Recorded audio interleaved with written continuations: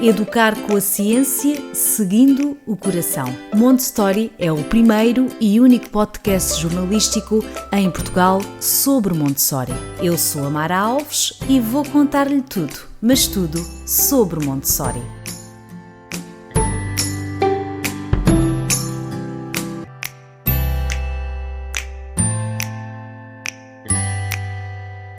Olá a todos, bem-vindos ao podcast Montessori.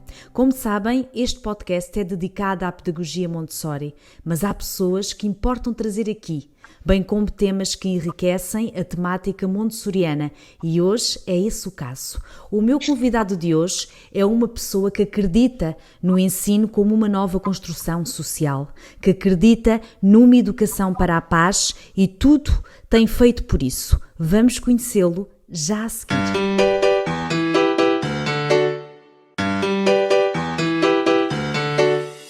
José Pacheco é mestre em Ciências da Educação pela Universidade do Porto, fundador da Escola da Ponte em Portugal, uma referência mundial em inovação. Coordenou o projeto Fazer a Ponte de 1976 a 2004, projeto galardoado com o primeiro prémio do concurso Experiências Inovadoras no Ensino, promovido pelo Ministério da Educação.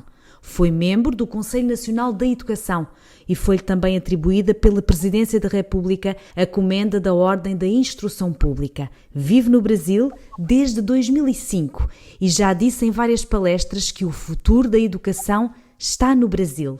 Desde então, viaja pelo país, mobilizando educadores que acreditam numa educação transformadora e democrática. É coordenador pedagógico da EcoHabitar, empresa social que visa promover uma educação conectada com necessidades sociais do século XXI. E, claro, muito mais havia a dizer. Olá, professor José Pacheco. Olá, viva, como vai? Eu, quando escuto essa descrição da minha insignificante pessoa, eu fico preocupado, mas agradeço, é evidente e é verdade o que tu disseste. Sobretudo em relação à Escola da Ponte, que é muito, enfim, mal conhecida em Portugal. Verdade. É muito conhecida no estrangeiro, não é? E, portanto, quando tu dizes que foi o primeiro prémio, foi o único concurso de inovação que houve em Portugal, praticamente. E a Escola da Ponte, ela, efetivamente, muito mais que aquilo que dizem dela, ela é, para já, a melhor escola que Portugal tem e a mais conhecida no mundo. Eu vivo no Brasil, mas viajo por muitos outros países e aquilo que eu sinto quando escuto o que tu disseste, o chamado currículo vitae, é que eu devo fazer uma observação, sem pretender ser injusto para ti. Tudo o que tu disseste pertence ao passado. Eu sou professora há mais de meio século. E aquilo que eu sinto hoje é a necessidade de eu esquecer tudo isso, de ser um designer de mim próprio, um designer educacional e um aprendiz de utopias. Não é? Quando eu estava no início da carreira, me diziam, isso que você diz, a Escola da Ponte, isso é tudo utopias, é impossível, você é jovem, quando for mais velho e tal. Bom, eu estou velho, eu sou septuagenário, e as pessoas perguntam, por que é que você continua trabalhando na educação? Eu respondo, eu trabalho gratuitamente, primeira grande questão, só adiro àquilo que efetivamente é uma alternativa, porque há muita coisa que não é por aí, e a pessoa perguntou-me, isto foi num congresso, mas que projeto é que o senhor está a fazer agora? Eu disse, eu estou a fazer um projeto com muitos outros, é evidente. Ninguém faz nada sozinho. Para fazer uma rede de comunidades de aprendizagem, começando pelo círculo de aprendizagem, era um protótipo e tal. E a pessoa disse-me, pois, e quando acabar esse projeto, deixa de fazer projetos? Não, faço outro. Ela, para quê? Provavelmente para acabar com as comunidades de aprendizagem, que deve haver outra coisa melhor depois disso. Ou seja, a inovação, ela está por aí aplicada a algo que não é inovador. Porque a inovação tem 5 grandes princípios e um deles é estar em permanente fase instituinte. Nunca pode deixar de inovar. Se deixa, se para, cristaliza, deixa de ser inovação. Então eu sinto-me vivo, ativo e aprendo aqui no Sul. E quem me mostrou a educação do Sul foi um senhor chamado Agostinho da Silva. E eu estou a trabalhar agora com a neta do Agostinho, com a Lia, para fazer um grande documentário. Tivemos a colher imagens em Portugal, agora estamos a colher imagens no Brasil, para mostrar ao mundo que Portugal tem dos maiores pedagogos e que é no Sul que está a nova educação do mundo. Aliás, Agostinho da Silva, um dos primeiros livros que li sobre Montessori foi precisamente escrito por ele já há muitos anos. Professor José Pacheco, eu tenho que aproveitar de estar aqui porque isto é uma honra ter o professor José Pacheco, que tanto tem dado à educação. Antes de passar assim para uma pergunta mais geral, gostava muito que houve uma palestra sua que ouvi no TEDx, em que disse uma frase que me ficou no ouvido e que acho que resume muito bem a sua obra, e eu gostaria muito que a comentasse, se possível. O professor disse: onde não há vínculo amoroso, não há aprendizagem. O que é que isto significa, para que possam entender lá em casa? Muito bem. Há pouco tu referiste que quem fez a tradução de Maria Montessori para português foi Agostinho da Silva. Aliás, ele fez várias traduções. Sim. Mas quando eu li a obra de Agostinho, eu compreendi que ele pertence àquela geração da escola nova, da escola novismo, que diz que o centro não deve ser o professor, deve ser o aluno. Okay? Hoje o que nós temos, em 99,9% das escolas, o centro é o professor. Mesmo que diga que é o aluno, é o professor. É mentira que chega, e isso me irrita bastante. Quando dizer que o centro é o aluno, protagonista juvenil, quando não é. Então, durante muito tempo, eu não percebi que a Escola da Ponte tinha sido a primeira escola no mundo a passar do centro no professor para o centro no aluno. Ouçam isto, uma escola da Ponte, escola portuguesa, a primeira no mundo a ter a criança como o centro da aprendizagem. Ainda hoje é das raras escolas em que o centro é o aluno. Raríssimo. Senão que me mostrem, não é? Ou escolas inovadoras, daqui a dias eu ouvi alguém falar, eu perguntei, dá-me lá o endereço de uma escola inovadora. A pessoa ficou calada. Né? Fala-se de coisas que não existem. Então, durante 30 anos, a Escola da Ponte, comigo, depois dispensou, não é? Para eu poder vir até ao Sul, mas a Escola da Ponte trabalhou tendo como centro o aluno. Só que eu descobri que o centro não é o aluno. Repara bem, quando ainda as escolas têm como centro o professor, dizendo que o centro é o aluno, mas não é, eu sei que o centro não é o aluno. O centro não existe, o centro está em todas as coisas. O que existe é uma relação de vínculo, um vínculo afetivo, emocional, estético, ético, espiritual e racional, claro, intelectual, entre quem aprende, quem ajuda a aprender e o objeto de estudo, para ser significativo, como diria o nosso Lev Vygotsky.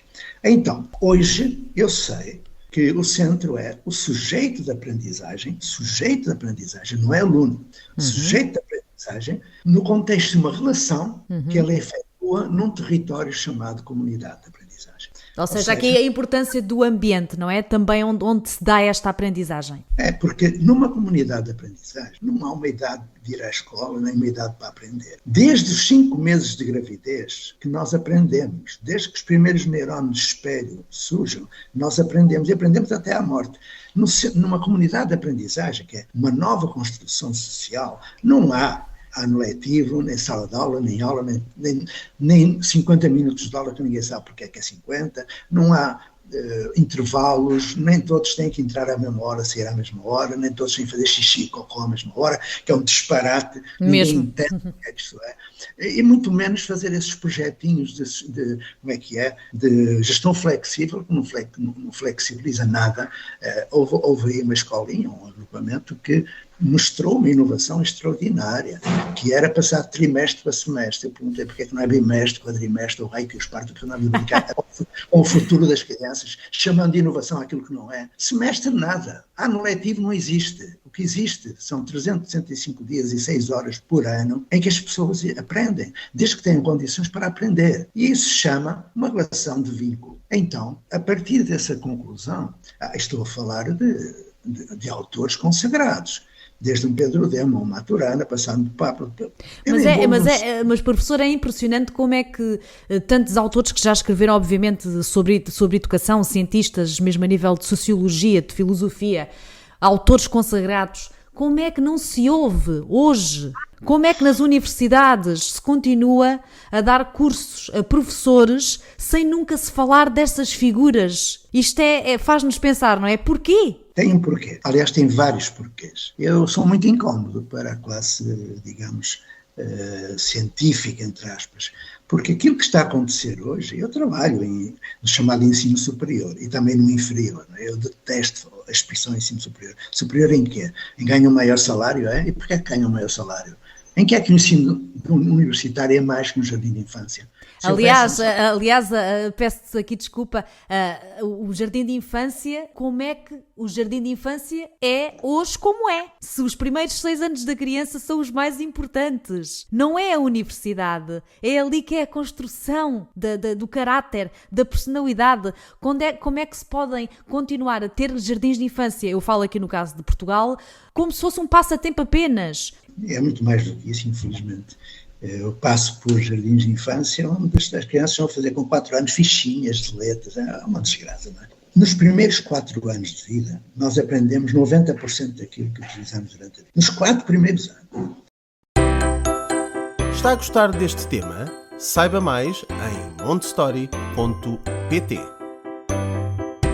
Eu pergunto porquê é que os nossos cientistas da educação, e repara que eu fui dos primeiros formandos em Ciências da Educação em Portugal, fui do primeiro curso e acabei em 4 anos. Depois fiz mestrado, mais 5 anos, mas naquela altura o mestrado é o que hoje é um doutoramento, enfim, mas eu não quero doutoramento. Aliás, recuso qualquer doutoramento. Porquê? Porque o que eu vejo hoje nas universidades, na formação de professores, por exemplo, é que o formador, o professor universitário, diz ao futuro professor que o centro é o aluno. Todo mundo fala que o centro no aluno. Parece que é uma coisa que fica bem dizer, não é? Mas eles estão a dar aula centrada neles, no professor. O que é que fica? O professor não ensina o que diz, o professor transmite aquilo que é. Sim. Então, se ele está a dizer que o centro é o aluno, está a dar aula centrada no professor, das duas uma, ou é esquizofrénico, tem dupla personalidade, ou é antiético. E eu não faço por menos. Eu fico espantado com a obscenidade que é pessoas que fazem curso de Ciências da Educação continuarem a apoiar a existência de escolas com sala de aula. Turmas, sim. porcaria toda. Hoje os currículos, eu pertencia a uma coisa chamada INAFOP, mas não posso falar disso até porque tive que fazer uma declaração de confidencialidade e não posso falar muito disso, mas o INAFOP foi uma grande iniciativa que ia avaliar os cursos de formação de professores. E acabaram com o INAFOP. Quando perceberam que ia ser uma coisa séria, acabaram com Então, os currículos que estão, eles falam, por exemplo, do paradigma da comunicação. Seymour Papert fala disso tudo. Castells, fala dos autores que já nem têm a criança por cento, têm a relação. O problema é que falam disso, metem na memória de curto prazo, põem num teste e esquecem. As pessoas podem ouvir falar muito de Piaget e Vygotsky. Quando forem para a sala de aula, os professores vão dar aula, não vão fazer Piaget, não vão fazer Vygotsky, não vão fazer nada. A formação que se faz hoje é miserável. É um crime entregar. Repara bem, eu fui para a educação quando já era quase engenheiro, ok? Eu era especialista em eletricidade. Eu não sabia que eu quero ser professor. Eu fui aprender. O que é que eu fui fazer? Dar aula. Ao fim de algum tempo eu percebi que dando aula não ensinava a todos. Eu não poderia continuar a dar aula se não ensinava a todos. Então tive que estudar Montessori, Claparredes, John Dewey, Kilpatrick. Ajudei a criar a base do movimento da escola moderna em Portugal. Fiz os seus autocorretivos do Freinet e da Elisa. Fiz classe cooperativa, imprensa Freinet, tudo o que havia para fazer. Fiz os cantinhos, fui para a pedagogia por objetivos, para o personalismo do Monnier, fui para a individualização do Dotran, fui para as taxonomias de Bloom, de Ashton Kretler, fui para todo lugar. A minha sala de aula era uma árvore de Natal enfeitada de projetos, mas continuava a ser uma sala de aula. Até que eu cheguei à fonte e me entregaram pessoas que não sabiam ler, turma de lixo. Eu perguntava àqueles jovens porque é que eles não sabiam ler. Porque aprendemos pelo A e ao U, pelo papepipopu, eu olhei para eles e disse, estou feito, eu só sei ensinar assim. Se eu continuar a ensiná-los assim, eles não vão aprender. Se eu continuasse a ensinar daquele modo, eu seria um crápula, antiético. Então como é que os professores conseguem continuar a dar aula sabendo que não ensinam? Olha como eu fico. Eu fui dirigente sindical. Eu defendo os professores. Não defendo falta de profissionalismo, corporativismo ou neocorporativismo. Nós temos que enfrentar as coisas de frente. Enfim, é um pleonasmo. Temos que encarar as coisas como devem ser encaradas. Hoje, aquilo que acontece nas salas de aula é algo que foi feito na Prússia militar do século XVIII e na primeira Revolução Industrial do século XIX na Inglaterra. Temos alunos do século XXI com professores do século XX a trabalhar como no século XIX e a responsabilidade é da formação dos professores da universidade, que continua a fazer cursos, módulos de cursos, modalidades da instrução, nem sequer da aprendizagem, é do paradigma da instrução. É gravíssimo o que está a acontecer, porque ninguém aprende numa sala de aula, nada se aprende numa sala de aula, absolutamente nada. E olhai que eu não sou jovem, eu sou utópico, serei até morrer. Eu quero que alguém me prove, é um escândalo. O que se faz nas escolas é abandono intelectual, isso é crime. Tenho a certeza, professor, que também que muitas das pessoas que nos estão a ouvir que compartilham dessa opinião e que estão a pensar o que eu estou a pensar e que eu vou perguntar a seguir. E porquê? Porquê é que, na sua opinião, isto está como está? Quem é professor perdeu a paixão? O sistema matou essa paixão? É uma questão política? O que é que está por trás disto, professor? Olha, muita coisa, mas vou citar apenas uma delas. Há uma opinião pública que pensa que a escola tem que ser como foi há 100 anos. Os pais pensam que a escola tem que ser assim. Temos professores que são inimigos dos professores que fazem coisas diferentes. Temos. Aconteceu consigo, quando queria fazer diferente. Quase morri. Então temos um conjunto de circunstâncias. Mas aquilo que eu considero ser mais grave é o obsceno silêncio das ciências da educação. É isso. Porque os burocratas apropriaram-se de tudo o que é controlo do sistema. O sistema é hierárquico, autoritário, moral e intelectualmente corrupto. E, portanto, o Ministério da Educação vai fazendo projetinhos com gente da ciência da educação que nem deveria ter esse nome, porque pactua com mentiras, como faz de conta da inovação, controla. E os professores acomodam-se, encolhem-se, acabam. Repara bem, eu acompanhei toda a produção da Lei de Base do Sistema Educativo. Participei em muitas reuniões da Comissão da Reforma do Sistema Educativo. Quando a lei foi publicada, o artigo 45º, que hoje é o 48º, eu sei de cor todas as leis e todos os... Porque foi tanto tempo que eu dediquei a isso. Enfim, acabei por fixar. É que esse artigo 48º, podes verificar se estou a mentir, diz nos 3 primeiros parágrafos o seguinte, que os professores devem residir na área da escola onde trabalham. Tão simples, devem residir na área da escola onde trabalham. Quando o meu filho eu tenho um filho professor, e quando esse filho foi trabalhar, ele ficou aqui a centenas de quilómetros. É incompreensível. Então, segundo parágrafo, diz que as escolas devem trabalhar dentro de uma gestão democrática. Onde é que está a gestão democrática? Onde é que está a gestão democrática se um diretor de escola recebe uma ordem, não concorda, mas tem de cumprir? Onde é que está a dignidade? Onde é que está a democracia? Não está. Não. Mas há outro parágrafo que é fundamental, que eu considero que é o melhor da Lei de Bases, que diz que nas decisões de política educacional, os critérios de natureza burocrática não devem sobrepor-se aos de natureza científica. Ora, aqui é que está. Aí é que está. Eu dou aula, pergunto, porquê é que dá aula? Não sabe.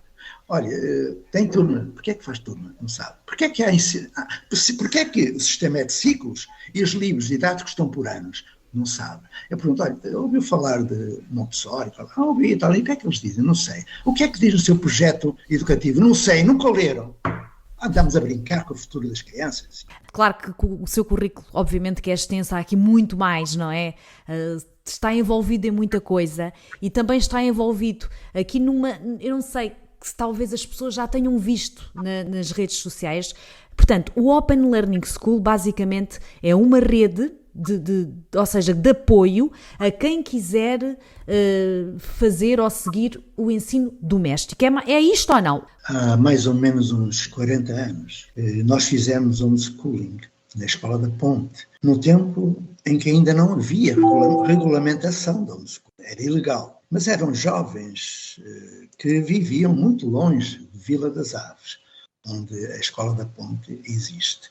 Então, nós fizemos homeschooling, mas a partir de certa altura eu comecei a interrogar-me. Eu sou professor de escola pública, E os pais não têm a obrigação de pagar 2 vezes a educação dos filhos. Pagam os impostos. Porque é que vão pagar fazendo uma cooperativa ou fazendo homeschooling ou lá o que seja? Não tem. A escola tem que dar resposta a todos. Está na Constituição da República que a educação é um direito de todos. A escola tem de acolher todos. Não pode delegar em escolas particulares ou o que é que seja. Mas, para mim, escola pública é aquela que a todos acolhe e a cada qual dá condições de ser sábio e feliz. Aprender tudo o que tem para aprender. As escolas que nós temos não fazem isso. Basta olhar para os centros de explicações, para as reprovações, para o suicídio juvenil, basta olhar para isso, para as doenças profissionais. Este modelo do século XIX é um escândalo. Como é que é possível no século XXI continuar a haver sala de aula? É uma loucura, eu não entendo. Desde há mais ou menos uns 20 anos para cá, comecei a ver na internet anúncios, marketing de empresas que, a partir do digital, começaram a dizer que faziam metodologias ativas, veio a aula invertida, veio o ensino híbrido, veio a cultura maker, veio o design thinking, veio uma série de histórias, tudo inventado, porque continua a haver sala de aula, continua a haver aula, continua a haver o professor como centro, embora digam que o centro é o aluno. Não é. É o professor que prepara os projetos, é o professor que faz a planificação, é o professor que dá aula. Portanto, começou a acontecer que grandes empresas criaram escolas que se chamam de excelência, que são tão más como as outras, não é? E porque a escola pública, volto a dizer, é aquela que a todos acolhe, a cada qual dá condições de aprender, de garante o direito à educação. E um dia um pai português me encontrou numa das minhas viagens a Portugal e me pediu para o ajudar a fazer uma escola para os filhos. E ele é um empresário, e eu perguntei-lhe o que é que ele queria. E ele disse, eu quero fazer um trabalho semelhante à Escola da Ponte. Bom, se essa é a Escola da Ponte, eu vou. Então ele criou o Open Learning School. Eu dei o meu nome, e me orgulho de ter dado esse nome. É uma escola particular, de custo bem elevado, mas é de qualidade, de boa qualidade. E, portanto, não me preocupou nada fazer essa aliança com pessoas que, no campo das empresas, do mercado, arriscou fazer algo melhor do que aquilo que as outras fazem, não é? Que o marketing que se faz de outras escolas é um marketing mentiroso, é aldrabice pura, porque o centro não é o aluno, as metodologias não são ativas, não há inovação nenhuma, e se houver dúvidas, eu estou aqui para conversar, ok? Porque eu tenho muitas dúvidas, muitas ignorâncias, mas há coisas que... Este projeto, portanto, isto é uma rede de apoio, pelo que sei, tem professores, não é? Quem quiser aderir tem sempre apoio de professores que são formados para dar apoio nas matérias. Digo-vos já que é super interessante, porque eu já cusquei lá no site e é super interessante. Mas, de qualquer maneira, isto é um projeto para sustentar o homeschooling, o ensino doméstico. Qual é que é a sua realidade de sonho? Se nós pudéssemos traçar, assim, um projeto ideal, qual seria? Porque o professor diz que é utópico, mas já conseguiu muita coisa. Olha, o Sebastião da Gama dizia, pelo sonho é que vamos. É verdade, mas esse sonho acaba quase sempre em pesadelo. E como eu não quero ver mais professores daí para o divã do psiquiatra, como eu não quero ver mais projetos a desaparecerem gloriamente, eu estou há 50 anos no chão da escola. E é no chão da escola que eu estou neste momento. Eu estou aqui numa comunidade de aprendizagem. Não é essas comunidades de aprendizagem que o Ministério inventou para aí, essa porcaria das bibliotecas estruturadas, dos projetos semanais. Isso é tudo uma treta, uma vergonha que alguém entre nessa história. Mas pronto, eu peço desculpa da maneira como eu falo, porque eu não consigo ficar calmo, estás a ver? Quem é responsável pelo sistema da ensinagem prefere arranjar paliativos para manter o modelo do que haver uma alternativa. E atenção às alternativas. Quando alguém me fala de alternativa, eu às vezes fico assim a olhar, a criança faz o que quer. Não faz, não. A criança não faz o que quer. A criança quer aquilo que faz. É completamente diferente. Eu não embarco nessas alternativas. A criança solta a fazer o que quer. Não é assim. Ok? Nem é a sala de aula, nem é. Eu estou no chão da escola. Percebi que o centro não é o aluno e muito menos o professor. E vim para um lugar onde estão famílias que amam os seus filhos e querem o melhor para eles. que aliás é o que todas as famílias pretendem. Aqui as crianças passam por fazer acordos de convivência, logo de imediato, aprendem, ou melhor, o professor não prepara projetos para os alunos, constrói projetos com seres humanos, a partir de necessidades, desejos e sonhos deles. O professor não faz planificação de aula, o professor ensina ao outro a planificar a sua vida, que é para isso que nós servimos. Autonomia, protagonismo é isso, empreendedorismo é isso. Não é planificar a vida do outro, planificando aulas para uma turma inteira. É ensinar o outro a planificar a sua vida. Tudo Montessori. Tudo o que está a dizer, tudo ideias defendidas por Montessori. Projetos de vida, ok? Depois, atenção, Montessori é verdade, mas também outros, Steiner... Sim, eu tenho que falar do que sei, professora. Tenho que falar do que sei. Mas mesmo as escolas montessorianas, ela tem sala de aula. E a Montessori não previa isso. Ela era médica e psicóloga, ela não queria nada de sala de aula, mas não vou entrar em pormenores para não ser injusto para convosco. Até porque eu prezo muito aquela mulher, fantástica mulher, Maria Montessori. Então, o professor não dá aula. O professor constrói roteiros de estudo e acompanha processos de pesquisa e ensina o aluno a analisar, a classificar, a selecionar informação, porque se ele entra na internet ele perde-se no conjunto de informação que lá está, a maioria das quais, enfim, é deturpada, é fake. Então tem que ensinar a comparar diferentes informações, saber analisá-las, saber sintetizá-las, saber comunicá-las. Não deve aplicar teste. Teste não avalia absolutamente nada. Ouviste bem? Teste nada avalia. É uma mentira. E dar uma nota a partir de um teste é uma asneira ainda maior. Essas classificações que se dão para aí são escandalosas, não é? Mas não vou entrar na questão da avaliação. Se quiserem um dia poderemos falar sobre isso. O professor não aplica teste. O professor, ao acompanhar o processo de construção de conhecimento, porque currículo não é consumir informação a partir de um papagaio professor ou de um livro. É produzir conhecimento e depois transformar esse saber numa ação, ou seja, competência.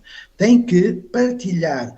Avaliar-se é partilhar-se, pôr ao serviço de uma comunidade, certo? Então, a partir daí, posso dar um exemplo? Força. Pronto. Nós éramos conhecidos como a escola dos maluquinhos. Tudo que é diferente foge sempre para esse lugar, não é? Mas era uma escola dos maluquinhos porque também, para além dos maluquinhos professores, recebiam aqueles que as outras escolas atiravam fora. Síndrome de Down, paralisia cerebral, espina bífida, autismo, surdez, tudo ia para a ponta. Ainda não havia os THDs, não tinham inventado os THDs, nem havia Ritalina, felizmente. Agora já enchem... Muito, agora já há muito.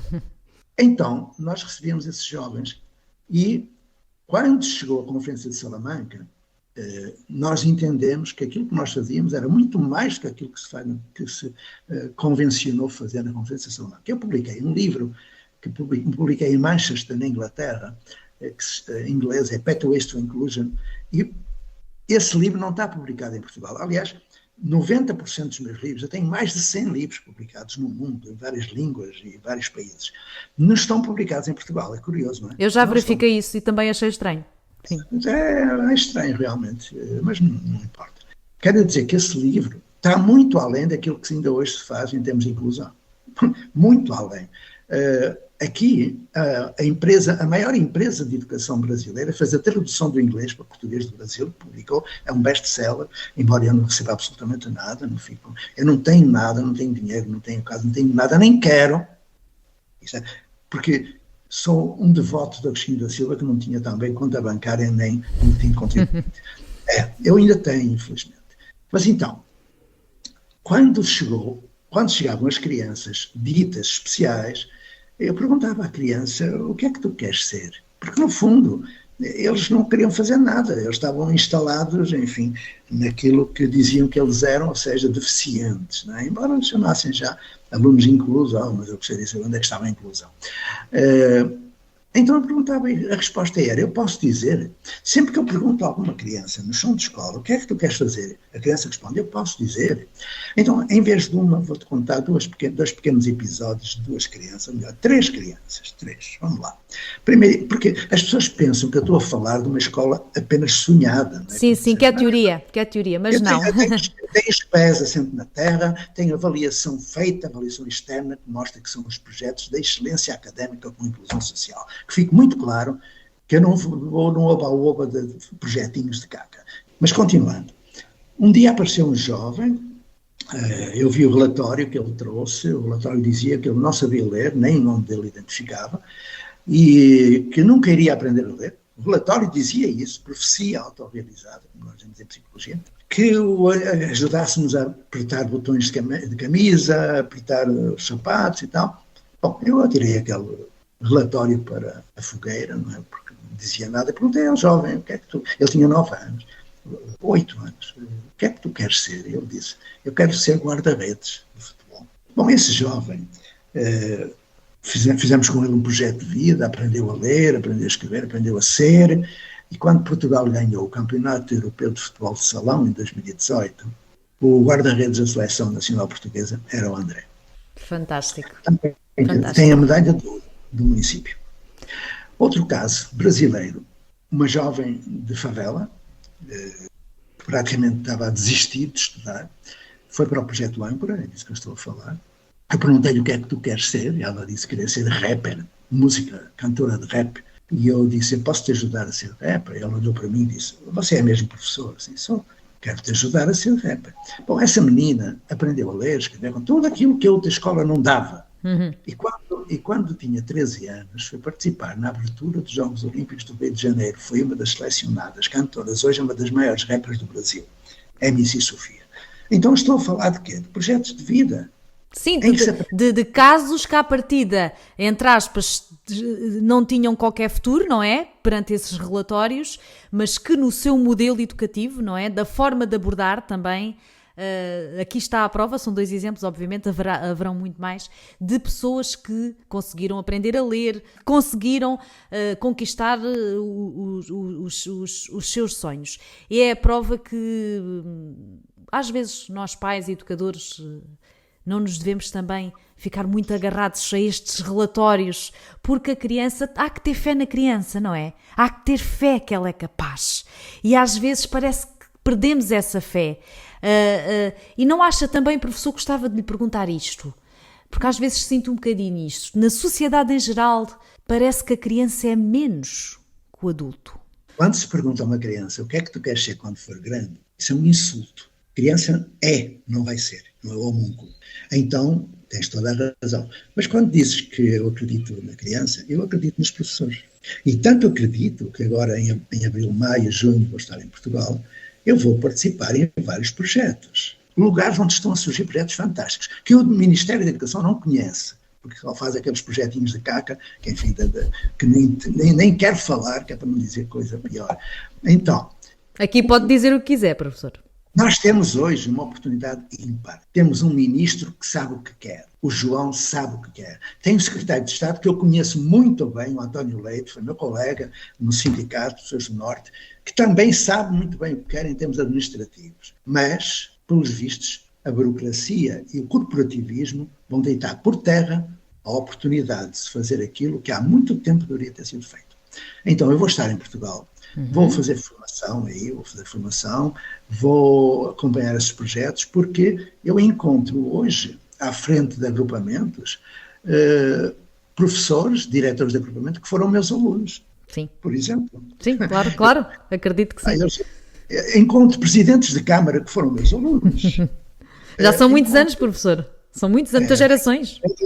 Vereadores da educação que foram meus alunos e que agora têm 45, 50 anos e querem aprender e fazer aquilo que é preciso. Então, eu praticamente não voltei 50 anos atrás. Eu apenas pensei não abandonar a atividade para, nos tempos mais próximos, que não deve estar muito mais tempo, criar nesses projetos uma autonomia que lhes permita progredir e inovar. Sim. É isso que eu vou fazer. Inclusivamente, eu irei à Escola da Ponte. Eu irei à Escola da Ponte porque aquilo que aconteceu na Ponte foi algo gravíssimo. O Ministério retirou direitos que estavam no contrato de autonomia que não poderia retirar. Porque quando em 2004 nós fizemos um contrato de autonomia, ficou muito claro que nós poderíamos fazer um concurso direto de professor, universal, com parâmetros e critérios bem definidos, que estaríamos na Vila das Aves e o que esses senhores do Ministério daquela altura, e sobretudo no tempo de pessoas que eu nem falo, porque eram, enfim, foram ministros de má reputação, eles conseguiram alterar a lei e fizeram retroativo. Uma lei não é retroativa. Tiraram esse direito aos professores da Ponte e mais, obrigaram a Ponte a ir para o outro lado, para um lugar onde era mal vista, está lá sozinha, isolada, está completamente desenraizada. E é incompreensível um projeto que, como já aqui disse no início da conversa, que foi premiado, é um exemplo de fazer diferente, de olhar para a criança de outra forma, não é? Como já aqui conversámos, por isso é uma pena que assim seja, mas vamos ter esperança. O professor já me disse que é uma pessoa com esperança. A Escola da Ponte incomodava os burocratas, incomodava políticos manhosos, como nós tivemos em Santo Tirso. E, portanto, fizeram tudo para destruir. Como é que conseguiram? Não destruíram, mas cristalizaram o projeto. Sim. Hoje é um objeto de turismo educacional. É uma excelente escola, com excelentes professores, mas tem que evoluir. Não pode ficar assim. E muito mais na Vila das Aves, onde ela nasceu e onde ela deveria continuar. Aquilo que fizeram em 2012 foi um crime. Então, eu vou voltar, porque eu tenho, para mim, que sou professor da Escola da Ponte. Claro, foi lá tudo começou, ou seja, tudo começou, acredito que tenha sido antes, não é? Mas esse é o projeto que marca, não é, aqui o início do seu caminho, digamos assim. Porque, claro que muito atrás está muita coisa, não é? Até ter chegado à Ponte.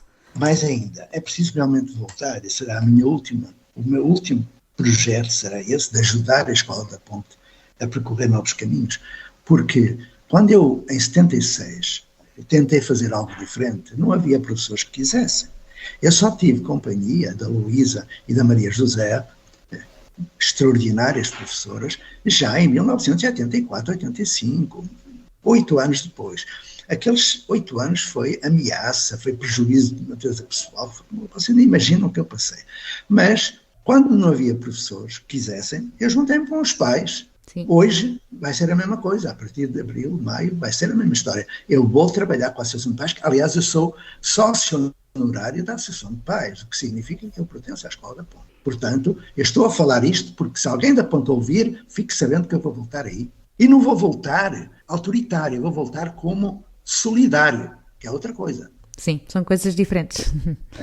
É que dizem que eu imponho. Eu não imponho nada. Quem impõe é o Ministério, quem impõe é aquelas pessoas que, sabendo que não devem fazer isso, continuam a fazer o mesmo. Isso é que é imposição, isso é que é autoritarismo. Agora, quem quer fazer diferente para melhor é solidariedade, que é um dos grandes valores da Escola da Ponte, solidariedade, responsabilidade e autonomia. Então, a Ponte tem que voltar a ter a autonomia que tinha em 2004. Então, o que eu pretendo é abrir o diálogo, abrir um debate público, mas não aceitam. Eu pergunto sempre, meus amigos, porquê é que não discutimos isso? Hoje, por exemplo, está-se a falar aqui no Brasil do ensino médio. Eu pergunto, o que é o ensino médio? O ensino secundário português. Sim. O que é o ensino secundário? Porquê é que há ensino secundário? Porquê é que há? Tu sabes? Ninguém sabe. Porquê é que há? Porquê é que estamos a discutir uma coisa que não existe? Ou que não deveria existir? Aula. Porquê é que há aula? Porquê é que há sala de aula? Porquê? Repara, eu só faço perguntas.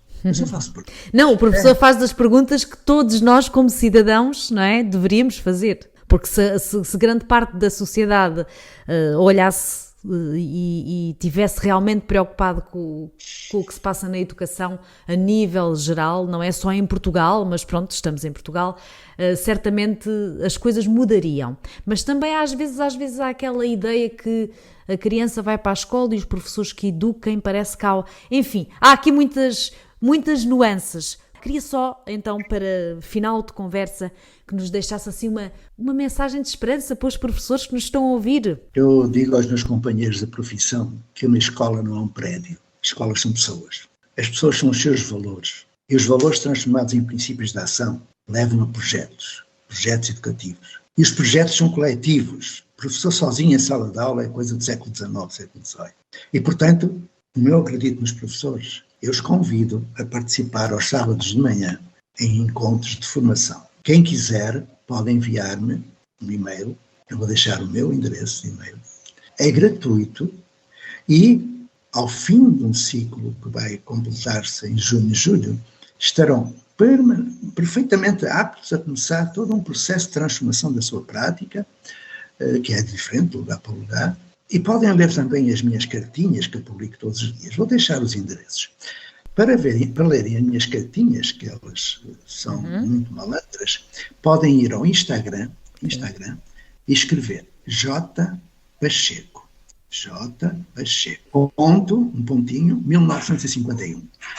Se quiserem mandar-me um e-mail, é só juntar o jpacheco.1951 com gmail.com. Eu enviarei tudo o que quiserem, livros em PDF, tudo o que eu tenha para partilhar. A vida é serviço e, portanto, estou ao serviço dos professores. Estou disponível, solidariamente disponível, para, dentro dos meus limites, das minhas ignorâncias, os ajudar a fazer o que é necessário.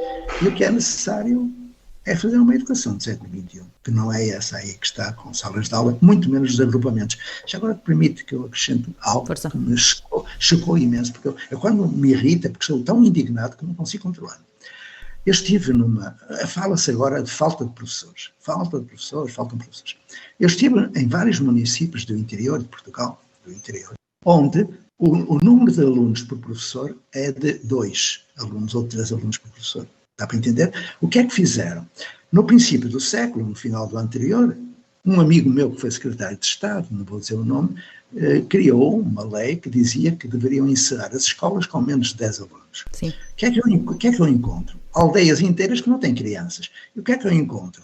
Sedes do município onde estão os velhos à espera da morte. E os centros educativos, como elefantes brancos, praticamente vazios. Então, se nós estamos a desperdiçar, a gastar o erário público nesta porcaria dos centros educativos, então se altera um pouco essa política educacional que se obedeça ao artigo 48º da Lei de Base do Sistema Educativo, que se leva a sério e que não anda a brincar com o futuro das pessoas. O que eu peço aos meus colegas professores para lerem o artigo 48º e agirem dignamente, eticamente, porque inovar é assumir um compromisso ético com a educação. Tá bom? É o título de um livrinho que eu escrevi aqui no Brasil.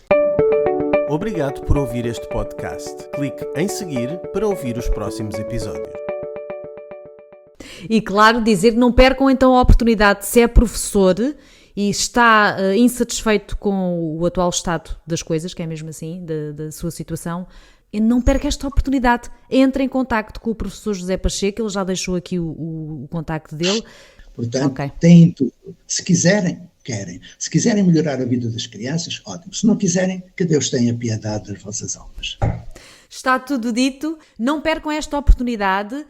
Nós ficamos por aqui, já sabe, as nossas redes sociais, montestory.pt, no Instagram, no YouTube, pode ouvir este episódio no Spotify e partilhar, e mais do que nunca partilhar este. Professor José Pacheco, muito obrigada e até qualquer dia. Até breve e obrigado.